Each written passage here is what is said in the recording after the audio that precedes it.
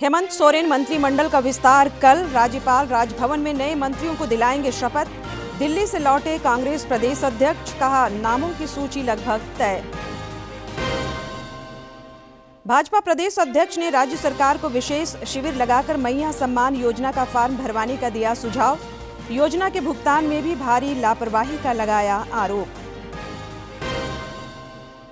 मुख्यमंत्री हेमंत सोरेन के खिलाफ समन की अवहेलना मामले पर हाईकोर्ट में हुई सुनवाई। 16 दिसंबर तक एमपी एमएलए कोर्ट में व्यक्तिगत उपस्थिति से मिली छूट। और राज्य में मौसम का उतार चढ़ाव जारी। न्यूनतम तापमान में 4 डिग्री तक गिरावट के आसार। 8 और 9 दिसंबर को राज्य के कुछ इलाकों में हल्की बारिश की संभावना।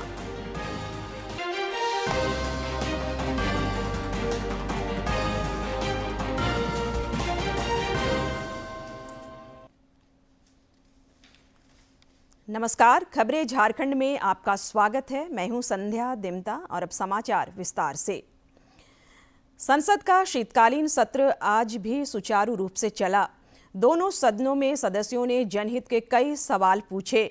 नवीन एवं नवीकरणीय ऊर्जा मंत्री प्रहलाद जोशी ने लोकसभा में एक सवाल के जवाब में कहा कि नवीकरणीय ऊर्जा के क्षेत्र में संचालित योजनाओं के राशि आवंटन में राज्यों के साथ केंद्र सरकार कोई भेदभाव नहीं करती है। स्टेट में हम डीबीटी होता है, फलाना स्टेट में नहीं होता है, सवाल ही नहीं है जी। It is a demand driven project.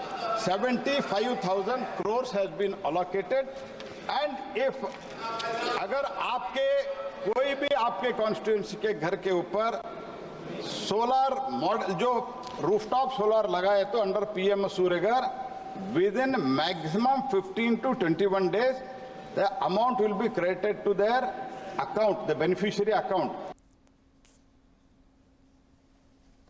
Lok Sabha अध्यक्ष ओम बिरला ने आज सदस्यों से आग्रह किया कि जब सांसद संसद में प्रवेश कर रहे हों तो वे संसद के प्रवेश द्वार पर प्रदर्शन ना करें। लोकसभा सचिवालय ने भी इस संबंध में सदस्यों को निर्देश जारी कर दिए हैं।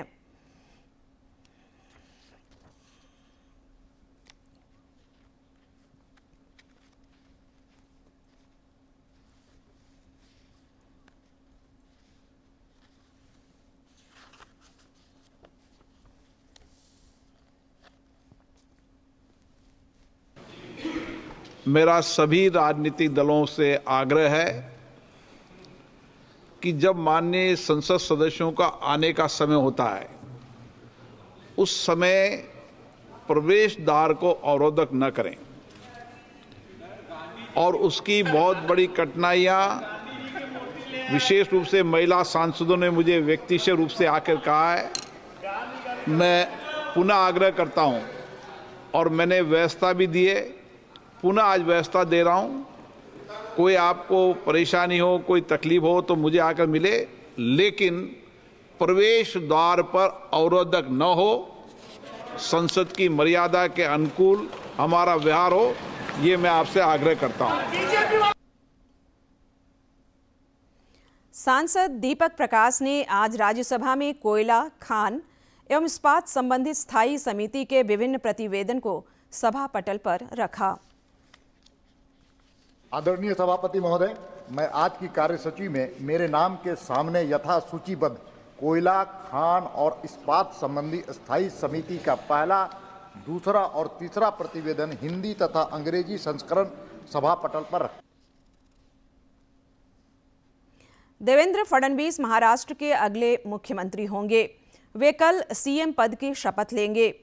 आज भाजपा की कोर कमेटी की बैठक में उन्हें सर्वसम्मति से पार्टी विधायक दल का नेता चुना गया, जिसके बाद महायुति के नेताओं ने राज्यपाल से मुलाकात कर सरकार बनाने का दावा पेश किया।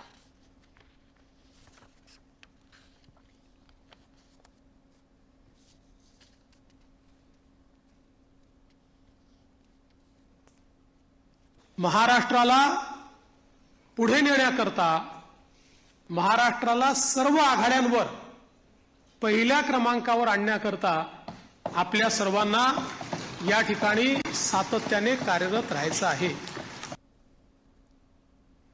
इधर झारखंड में हेमंत सोरेन मंत्रिमंडल का कल विस्तार होगा। राजभवन में राज्यपाल संतोष कुमार गंगवार नए मंत्रियों को पद और गोपनीयता की शपथ दिलाएंगे। दिल्ली में केंद्रीय नेताओं से मुलाकात कर कांग्रेस के प्रदेश अध्यक्ष केशव महतो कमलेश और पार्टी के अन्य नेता आज रांची वापस लौटे। श्री महतो ने कहा कि कांग्रेस कोटे के मंत्रियों के नाम लगभग तय हैं, हालांकि उन्होंने चेहरों का खुलासा नहीं किया।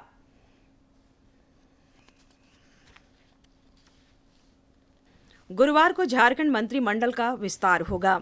इसको लेकर झारखंड राजभवन में नए मंत्रियों का शपथ ग्रहण होना है। कांग्रेस खेमे से 4 मंत्रियों को शपथ दिलाई जानी है। हालांकि कांग्रेस से कौन कौन मंत्री पद की शपथ लेंगे, अभी तक इसका खुलासा पार्टी ने नहीं किया है। इधर कांग्रेस प्रदेश अध्यक्ष ने कांग्रेस के विजयी सभी 16 विधायकों की सूची पार्टी आलाकमान को सौंप दी है। दिल्ली में केंद्रीय नेतृत्व से मुलाकात के बाद आज रांची लौटे प्रदेश अध्यक्ष केशव महतो कमलेश ने एयरपोर्ट के बाहर मीडिया को बताया कि उन्होंने सभी विधायकों की सूची सौंपने के साथ ही उनकी विशेषताओं से भी आलाकमान को अवगत करा दिया है। कुल 6 जो हमारे कुल जो 16 हैं, उन विधायकों की सूची हम लोगों ने कांग्रेस अध्यक्ष को सौंप दी है और साथ ही साथ आपस में हमारे उन तमाम विधायकों की जो विशेषताएं हैं या उनके जो अनुभव हैं पार्टी के प्रति, उनके लोगों की निष्ठा, लगन, सारे चीज़ों से हम लोगों ने अवगत करा दिया और नेतृत्व को हम लोगों ने सौंप दिया है। वह शीघ्र आप सबों को पता चल जाएगा। कांग्रेस प्रदेश अध्यक्ष ने आगे कहा कि कांग्रेस को मिली 4 मंत्रियों के कोटे में सभी वर्गों और प्रमंडलों का प्रतिनिधित्व होगा। उन्होंने उम्मीद जताया कि पूर्व की सरकार में जो विभाग कांग्रेस मंत्रियों के पास थे, दोबारा वही विभाग उन्हें मिलेंगे। अभी तक जो उम्मीद है, जो मंत्रालय पहले हम लोगों का था वही रहना चाहिए। आपस में सारी बातें गठबंधन के साथियों के साथ हो गया।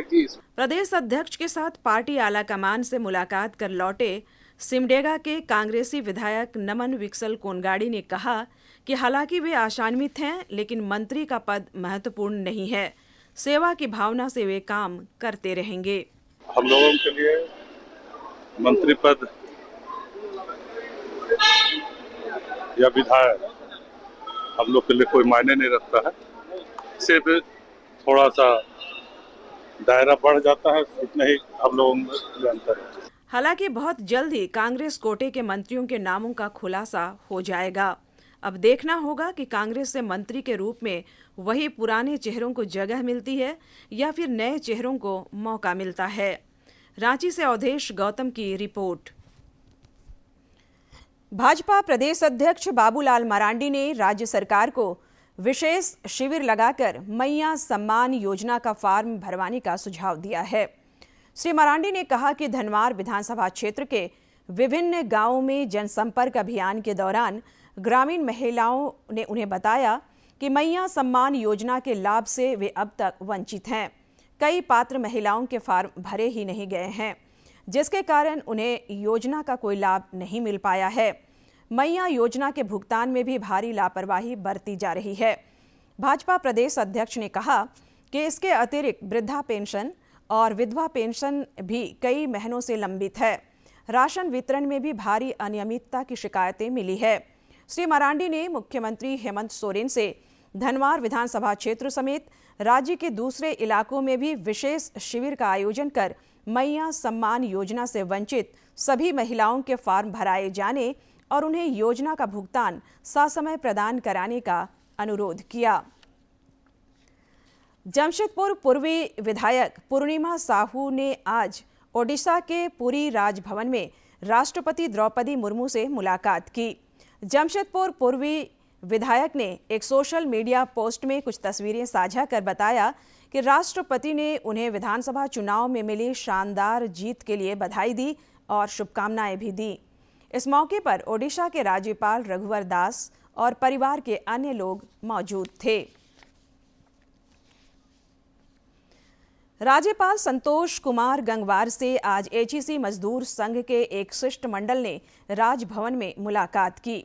इस दौरान शिष्टमंडल ने राज्यपाल के समक्ष एचईसी के कार्यों का उल्लेख करते हुए इसके पुनरुद्धार के लिए पहल करने का आग्रह किया।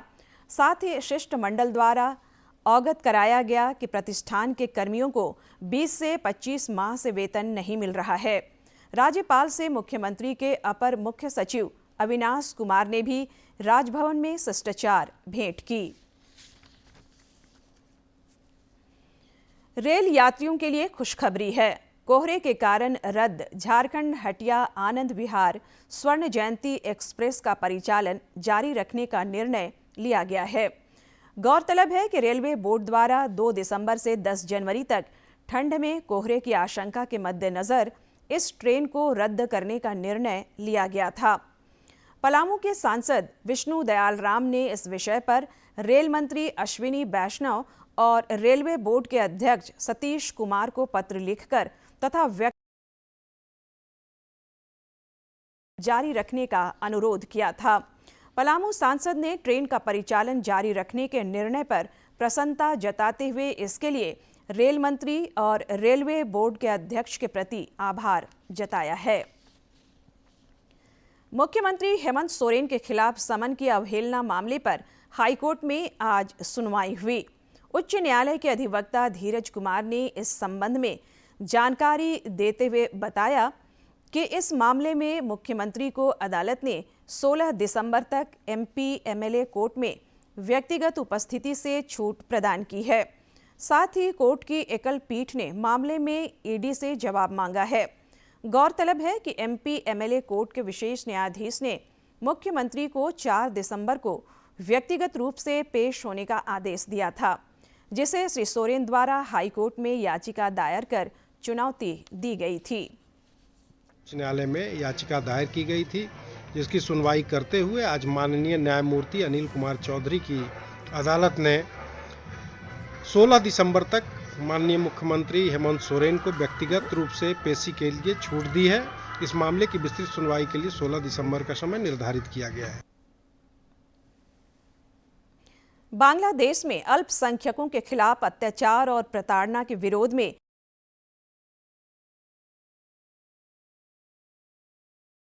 समाज मैदान में सर्व सनातन समाज तत्वावधान एक दिवसीय धरना प्रदर्शन आयोजन किया। सर्व सनातन समाज के संयोजक मनोज दास ने बांग्लादेश में हिंदुओं पर हो रहे अत्याचार पर चिंता जताई। जगह दे दिया है, अब हमें उनका वास्तविक जगह बताने का समय आ गया है। इसलिए आप विचार कीजिए कि उनको वास्तविक जगह कैसे दिखानी है। हम सब उपायुक्त महोदय के पास अपना मेमोरेंडम दिए हैं और राष्ट्रपति को जो है मेमोरेंडम जाएगा और उनसे आग्रह करते हैं कि इस पर भारत सरकार उचित कार्रवाई करे और वहाँ के हिंदू और अल्पसंख्यक को सुरक्षा प्रदान करे। भारतीय नौसेना दिवस पर आज जवानों के पराक्रम को देशवासियों ने याद किया। इस सिलसिले में पुरी के ब्लू फ्लैग बीच में आयोजित नौसेना दिवस समारोह में राष्ट्रपति द्रौपदी मुर्मू भी शामिल हुई। सज्जनों, हम आप सबका नौसेना दिवस 2024 के अपडेमो में स्वागत करते हैं। बाज सी नजर जिसकी चील सी रफ्तार है, आकाश में वर्चस्व है, ये सूर्य सा आधार है। सर उठाकर देखिए भारत के इस गौरव को, दुश्मनों का नाश करने हॉक्स अब तैयार हैं। और सज्जनों, हम 3 चेतक विमानों को बैनर फॉर्मेशन में देख सकते हैं, जो गर्व से राष्ट्रीय ध्वज एवं भारतीय नौसेना ध्वज फहरा रहे हैं। जोरदार तालियों से इनका अभिनंदन करें।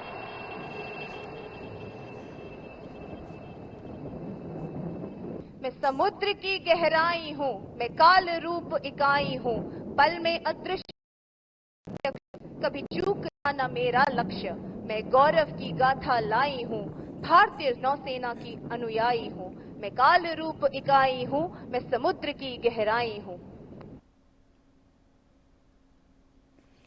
प्रधानमंत्री नरेंद्र मोदी ने भी सोशल मीडिया पर एक वीडियो साझा कर नौसेना दिवस की शुभकामनाएं दी और जवानों के पराक्रम को सलाम किया। भारतीय नौसेना के उन वीर जवानों को सलाम करते हैं, साहस और के साथ हमारे समुद्रों की रक्षा करते हैं। उनकी प्रतिबद्धता हमारे राष्ट्र की सुरक्षा और समृद्धि को सुनिश्चित करती है। हम भारत के समृद्ध समुद्री इतिहास पर गर्व करते हैं।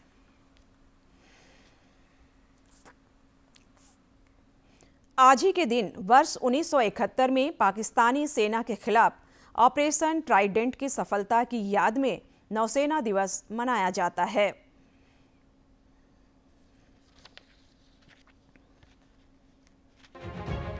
नौसेना दिवस हर साल 4 दिसंबर को ऑपरेशन ट्राइडेंट की याद में मनाया जाता है। 1971 के भारत पाक युद्ध के दौरान भारतीय नौसेना ने कराची बंदरगाह पर सफल हमला किया था। इस हमले में पाकिस्तान के कई नौसैनिक संसाधनों को नष्ट कर दिया गया था। ऑपरेशन ट्राइडेंट में भारतीय नौसेना ने रणनीतिक कुशलता और अदम्य साहस का प्रदर्शन किया था। तब से नौसेना दिवस भारत की समुद्री शक्ति का प्रतीक बन गया।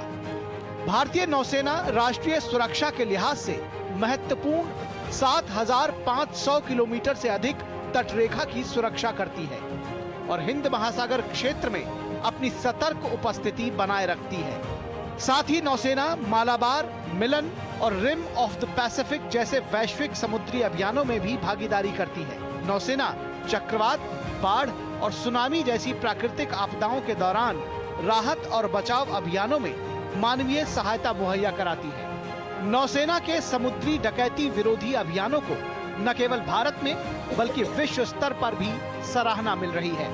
भारत को एक मजबूत समुद्री शक्ति बनाए रखने के लिए भारतीय नौसेना ने बीते वर्षों में आत्मनिर्भरता और आधुनिकीकरण पर खासा जोर दिया है।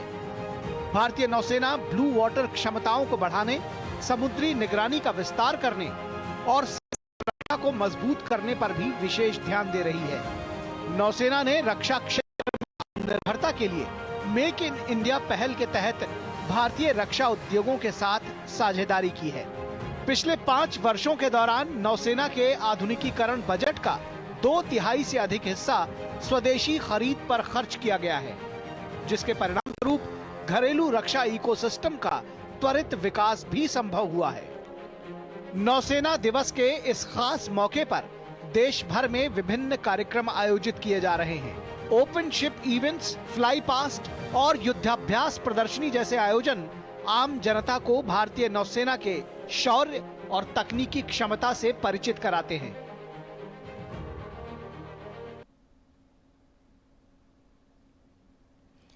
मुख्यमंत्री हेमंत सोरेन झारखंड उच्च न्यायालय के मुख्य न्यायाधीश MS रामचंद्र राव के पिता और सुप्रीम कोर्ट के पूर्व न्यायाधीश दिवंगत M जगन्नाथ राव के श्राद्ध कर्म में सम्मिलित हुए।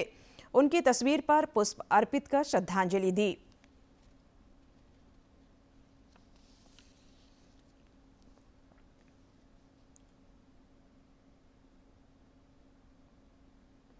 रांची के उपायुक्त मंजूनाथ भजंत्री ने आज लैंप्स पैक्स में 500 मीट्रिक टन क्षमता के गोदाम निर्माण के लिए स्थल चयन को लेकर बैठक की। इस दौरान उन्होंने आवश्यक सुझाव तथा निर्देश दिए। उपायुक्त ने कल्याण विभाग की योजनाओं की भी समीक्षा की और साइकिल वितरण, प्री मैट्रिक छात्रवृत्ति, शहीद ग्राम विकास योजना और मुख्यमंत्री स्वास्थ्य सहायता योजना समेत अन्य विषयों पर मार्गदर्शन दिया। कोल्हान के JVBNL के उपभोक्ताओं को भी अब जल्द बिजली बिल जमा करने से छुटकारा मिलेगा। आदित्यपुर के करीब 35,000 उपभोक्ताओं के घर दिसंबर महीने से स्मार्ट मीटर लगाने के लिए भेजे गए प्रस्ताव को मंजूरी मिल गई है।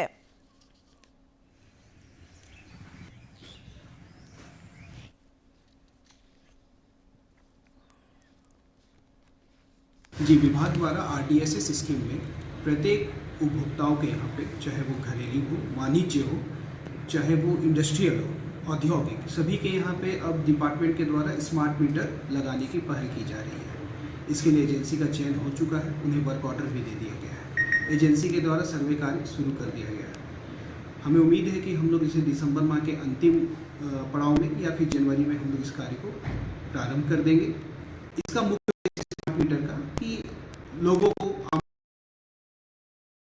पैसा जमा करने की ज़रूरत ना पड़े, उनका ऑलरेडी से पहले से रिचार्ज हुआ रखा रहेगा मीटर, और जैसे उनका रिचार्ज खत्म होगा उन्हें मैसेज आएगा कि आपका रिचार्ज अब खत्म होने वाला है, तो वो लोग फिर अपना दोबारा कर लेंगे। इससे विभाग को सबसे बड़ा लाभ AT&C लॉस कम करने में मिलेगा, उपभोक्ताओं को भी इससे बहुत सुविधा मिलेगी। गुमला जिले के घाघरा, बिशुनपुर और डुमरी प्रखंड के 500 से अधिक PVTG किसान कुफरी चिपसोना आलू की खेती कर रहे हैं। जिले के उपायुक्त ने इस बात की जानकारी साझा करते हुए बताया कि खेती से संबंधित प्रशिक्षण सहित सभी सहायता प्रदान करने के साथ साथ चिप्स प्लांट के अधिष्ठापन की भी योजना बनाई गई है। राज्य में मौसम का उतार चढ़ाव जारी है। मौसम विज्ञान केंद्र रांची के वैज्ञानिक ने बताया कि अगले 3 दिनों के दौरान न्यूनतम तापमान में 3 से 4 डिग्री सेल्सियस तक की गिरावट हो सकती है। उसके बाद 2 दिनों के दौरान इसमें 2 से 3 डिग्री सेल्सियस तक की वृद्धि की संभावना है। आगामी 8 और 9 दिसंबर को राज्य के कुछ इलाकों में हल्की बारिश भी हो सकती है। ठंड के प्रकोप से कई शारीरिक समस्याएं भी बढ़ सकती हैं, जिसको लेकर लोगों को, विशेषकर मरीजों और बुजुर्गों को एहतियात बरतने की आवश्यकता है। पिछले कई दिनों से ठंड का सितम जारी है।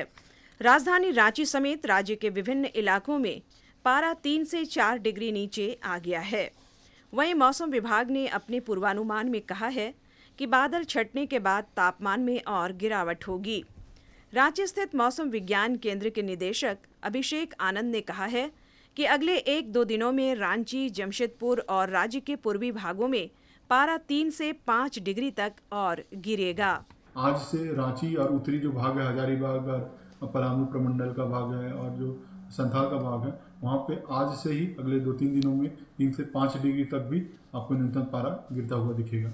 बढ़ी हुई ठंड और कनकनी वैसे लोगों को ज्यादा सता रही है जिन्हें रोजमर्रा के कामों और रोजी रोटी की तलाश में अहले सुबह घरों से निकलना होता है। ऐसे लोग गर्म पेय पदार्थों और अलाव के सहारे अपनी जान बचा रहे हैं। ऐसे लोगों की माने तो सरकार को बढ़ी हुई ठंड को देखते हुए ठोस एहतियाती उपाय करने की जरूरत है। ठंडा तो बहुत बढ़ गया है, ठंडा काफ़ी है, ठंडा का व्यवस्था होना चाहिए। सरकार से हम लोग यही मांग करेंगे कि जगह जगह पर आग का व्यवस्था करे, गरीबों में कंबल वंबल बांट बूट करे। ठंड के बढ़ने की आशंका से लोग उससे बचने के उपाय में लग गए हैं। गर्म कपड़ों के बाजार में लोगों की आमद बढ़ गई है। लोग गर्म कपड़ों और कंबल आदि की खरीदारी करने लगे हैं। स्वेटर खरीद रहे हैं और काटन का जाम करेंगे। चिकित्सक भी लोगों को ठंड के दौरान विशेष एहतियात बरतने की सलाह देते हैं। खासकर बुजुर्ग और छोटे बच्चों पर विशेष ध्यान देने की जरूरत है। जाने माने फिजिशियन और कार्डियोलॉजिस्ट डॉक्टर राजेश कुमार बताते हैं कि इस मौसम में गुनगुने पानी का सेवन बेहद जरूरी है। सबसे पहले सुबह में ठंड से बचने के लिए गुनगुने गर्म पानी को पीना पड़ेगा, ठीक है ना, जिससे ब्लड का फ्लो हो। जहाँ ब्लड क्लॉटिंग करेगा उसके कारण से ठंड अधिक लगेगा। जो ब्लड फ्लो करेगा शरीर में गर्माहट रहेगा। और जो भी हाइपरटेंशन का पेशेंट है, जो भी मैंने BP का पेशेंट है, उनको जब भी अगर बाथरूम जाना होगा सुबह में उठ करके, तो उनको सबसे पहले अपने शरीर को रूम टेम्परेचर में करना पड़ेगा। ठंड के दौरान थोड़ी सी भी लापरवाही कई स्वास्थ्य समस्याओं को जन्म दे सकता है। ऐसे में विशेष एहतियात की जरूरत है। वहीं गरीब और सुविधा विहीन लोगों की मदद के लिए समय रहते सरकारी स्तर पर भी प्रयास तेज करने की जरूरत है। DD न्यूज के लिए अवधेश गौतम की रिपोर्ट। और अब एक नजर डालते हैं प्रमुख शहरों के आज के तापमान पर। राजधानी रांची का अधिकतम तापमान 27.4 और न्यूनतम 12.6 डिग्री सेल्सियस रिकॉर्ड किया गया। जमशेदपुर का अधिकतम तापमान 30.8 और न्यूनतम 15.2 तथा डाल्टनगंज का अधिकतम तापमान 31 और न्यूनतम तापमान 12.3 डिग्री सेल्सियस रिकॉर्ड किया गया। राजधानी रांची के मेन रोड स्थित लालजी हीरजी रोड में एक कमर्शियल बिल्डिंग में आग लगने से कई दुकानों को नुकसान पहुंचा है। अग्निशमन विभाग की गाड़ियों ने काफी मशक्कत के बाद आग पर काबू पाया। आग के कारणों का पता स्पष्ट नहीं हुआ है। पुलिस मामले की छानबीन कर रही है। अगलगी की इस घटना से दुकानदारों को काफी नुकसान हुआ है।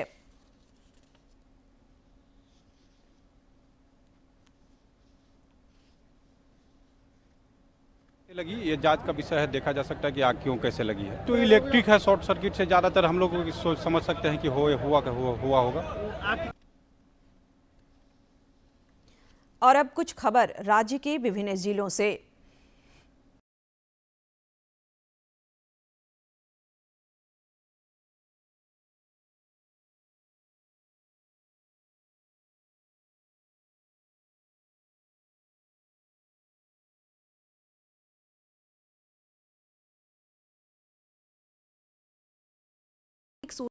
पोस्ट में शोषण के खिलाफ और जल जंगल जमीन की रक्षा की दिशा में उनके योगदान का भी स्मरण किया।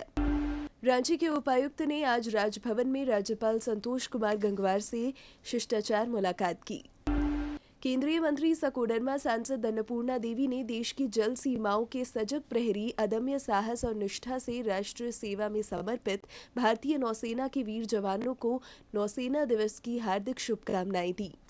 गुमला में आज से झारखंड शिक्षा परियोजना की पहल पर जिले के सभी सरकारी और सरकारी सहायता प्राप्त विद्यालयों के शिक्षकों द्वारा शिशु पंजी सर्वे अभियान शुरू किया गया है। यह अभियान अगले वर्ष 4 जनवरी तक चलाया जाएगा। इस दौरान शिक्षक घर घर जाकर बच्चों के स्कूल जाने न जाने के संबंध में जानकारी प्राप्त करेंगे। साहिबगंज उपायुक्त ने कार्यालय प्रकोष्ठ में जिला उद्योग केंद्र अंतर्गत संचालित योजनाओं की प्रगति की समीक्षा की। उन्होंने पिछले निर्देशों के अनुपालन की जानकारी लेकर संबंधित अधिकारियों को आवश्यक दिशा निर्देश दिए। कोडरमा की पुलिस अधीक्षक ने एसपी कार्यालय सभागार में चेंबर ऑफ कॉमर्स के सदस्यों और व्यावसायिक संगठनों के प्रतिनिधियों के साथ बैठक की। इस दौरान अपराध नियंत्रण और सुरक्षा के दृष्टिकोण से व्यावसायिक प्रतिष्ठानों में सीसीटीवी लगाने पर विचार विमर्श हुआ। कोडरमा में उप विकास आयुक्त ऋतुराज ने डोमचांच प्रखंड के विभिन्न पंचायतों का दौरा किया। इस क्रम में उन्होंने बच्छेली पंचायत भवन का निरीक्षण किया। रांची उपायुक्त ने गोपनीय कार्यालय प्रकोष्ठ में यातायात व्यवस्था को लेकर बैठक की। इस दौरान उपायुक्त ने संबंधित पदाधिकारियों को यातायात व्यवस्था दुरुस्त करने के लिए आवश्यक दिशा निर्देश दिए। लातेहार उपायुक्त ने कारा सुरक्षा। अंत में मुख्य समाचार एक बार।